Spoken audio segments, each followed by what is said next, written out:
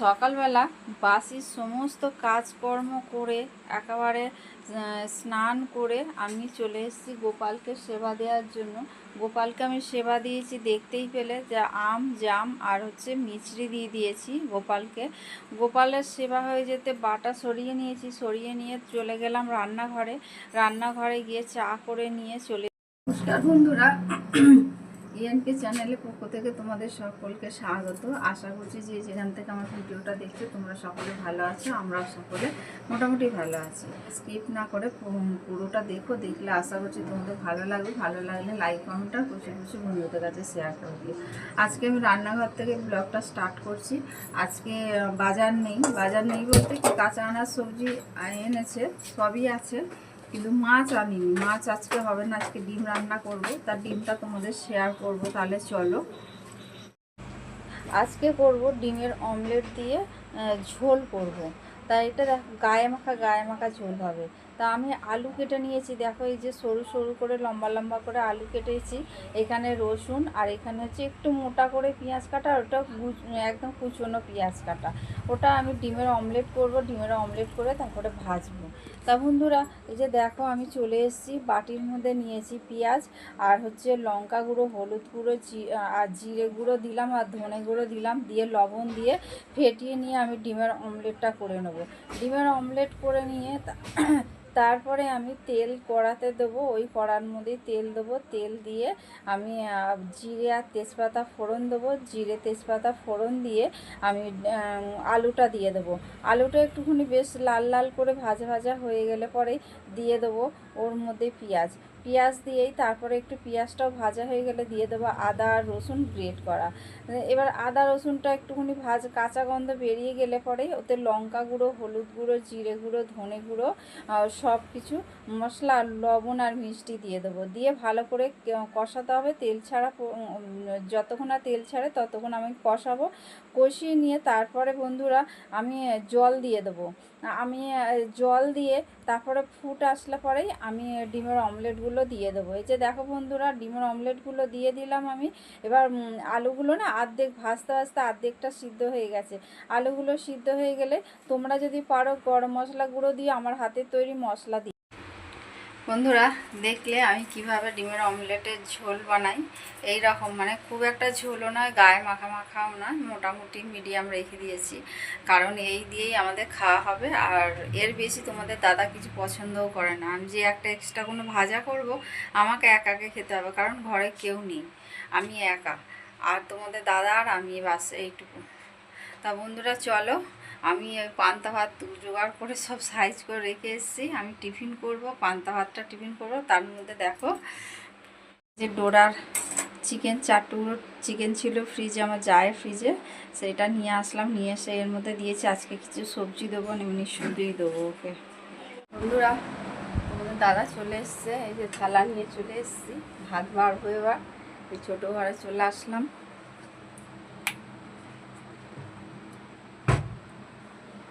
ভাতটা বাড়ি, ও ডোরাকে নিয়ে উপরে গেছে, ডোরা প্রসাদ খাবে, ওই জন্য প্রসাদ আমাদের মা রেখে দেয়, প্রসাদ আনতে গেছে, ওই জন্য প্রসাদ খেয়ে তারপর ডোরা আর দুজনে আসবে, আমি তার মধ্যে ভাতটা বাড়ি। তাহলে চলো বন্ধুরা, এই যে ভাত বাড়তে চলে এসেছি, কারণ কোয়েল নেই বন্ধুরা, ঘরের ডল নেই, আমার গোটা ঘর পুরো ফাঁকা, আমাদের কারোর ভালো লাগছে না। আর ও এমনই, ও মানে এইখানে থাকলে আমাদের মতো, ওখানে গেলে ওদের মতো। আর ওখানে যে গেছে আমরা ফোন করছি, ও ফোনও ধরে না, আমাদের সঙ্গে কথাও বলে না। ও আজকে নয়, ও প্রথম থেকেই ওই রকম, যে ফোন করলে ও ফোন ধরতে চায় না। তা আমাদের না, সত্যি কথা বলতে কি, ডল নিয়ে আমাদের গোটা ঘর বাড়ি পুরো অন্ধকার, ওকে নিয়ে আমরা সারা দিন আমাদের কেটে যায়। কাজকর্ম করি, কিভাবে যে দিন কেটে যায় যে জানি না, আর এখন সময়ই কাটতে চাইছে না বন্ধুরা।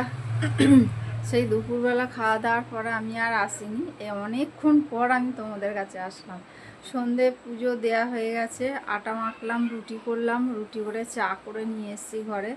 আর এগুলা আর কিছু করার নেই, খালি পরে একটুখানি গ্যাসটা মুছে নেবো। গ্যাসটা মুছলেই আমার মোটামুটি রাতে মানে সব কমপ্লিট হয়ে যাবে। আর এখন বাজে কটা জানো, দাঁড়াও দেখি, এখন বাজে 7টা বাজতে 2 মিনিট বাকি। আমি রুটিটা করে নিলাম। আমি কালকে রাতে একদম ঘুম হয়নি, সে তাই ঘুম হয়নি বলে না অনেক রাতে উঠে আমি একটা ঘুমের ওষুধ খেয়েছিলাম। আর সেই থেকে আজকে সারাদিন মাথা টলছে, মানে ঘুমটা ঠিকঠাক হয়নি, আবার সকালবেলা উঠতে হয়েছে, ঘুমটা তো ঠিকঠাক হয়নি। ওই জন্য সারাদিন ধরে আজকে মাতালের মতো খালি টলছি। এই এখনই আমার যাকে বলছিলাম যে আমার এইরকম বলে, ওই যে ঘুমটা পরিপূর্ণ হয়নি বলে ওই জন্য ওরকম। দুপুরবেলা ঘুমিয়েছি, ঘুমিয়েও আমার ঠিকঠাক মনে হয় যেন আরও ঘুমোলে ভালো হয়। ওই জন্য তোমাদের কাছে আসিও নি আজকে। সেই রকমভাবে আমার রুটি করা হয়ে গেছে। দুপুরবেলা তো দেখলে যে ডিমের অমলেট দিয়ে আলু দিয়ে একটা ঝোল মতো করেছি। ঝোল বলতে কি গায়ে মাখা মতো করেছি। ওইটাই রাত্রিবেলা আমাদের দুপুরবেলা যেটা খাওয়া হয় সেটাই আমাদের রাত্রিবেলা দিয়ে খাওয়া হয়, রাত্রিবেলা ওটাই খাওয়া হয়। তা আম আছে, আম কাটবো, আম দিয়ে রুটি দিয়ে ওই দিয়ে খাওয়া হয়ে যাবে। তাহলে চলো বন্ধুরা, আমি এখন 2টো বিস্কুট নিই। বন্ধুরা এই যে বিস্কুট নিয়ে নিয়েছি দেখো। আর এত পাখার আওয়াজ হচ্ছে বন্ধুরা আমার, মানে ওই জন্য আমি তোমাদের ঘরে ভয়েস ওভার দিচ্ছি। তা বন্ধুরা চাটা খাই, চাটা খেয়ে তারপরে তোমাদের কাছে আবার আসবো। বন্ধুরা ডলের জন্য মনটা সত্যিই খারাপ লাগছে। আমাদের মাও এতক্ষণ ধরে বক বক করলো আমার কাছে এসে, আর আমি তারপরে ফোনটা করেছিলাম ডলের সঙ্গে কথা বলার জন্য। আজকে 2-4টে কথা বলেছে, বলার পরে দেখছে যে অনেকক্ষণ কথা হয়ে গেছে, ওই জন্য ফোন রেখে দিয়ে ছুটে পালিয়ে গেছে ওর দিদিমার কাছে। ওর দিদিমাকে রান্নার রেসিপি শেখাচ্ছে, ওকে রেসিপি শেখাচ্ছে সোয়াবিন কীভাবে রান্না করতে হয়। বলছে ছোটো মিমো আসলে পরে আর তুমি এই রান্নাটা করে খাওয়াবে, তুমি ছোটো মিমোকে ফোন করো, ফোন করে ছোটো মিমোকে আসতে বলো।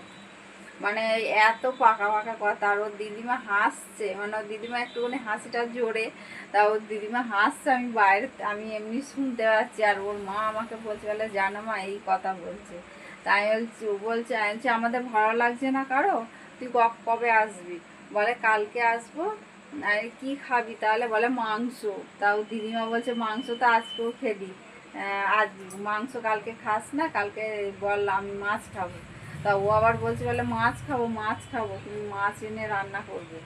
আমাকে আবার বলছে, বলে আইলে আচ্ছা তাই হবে, মাছই হবে।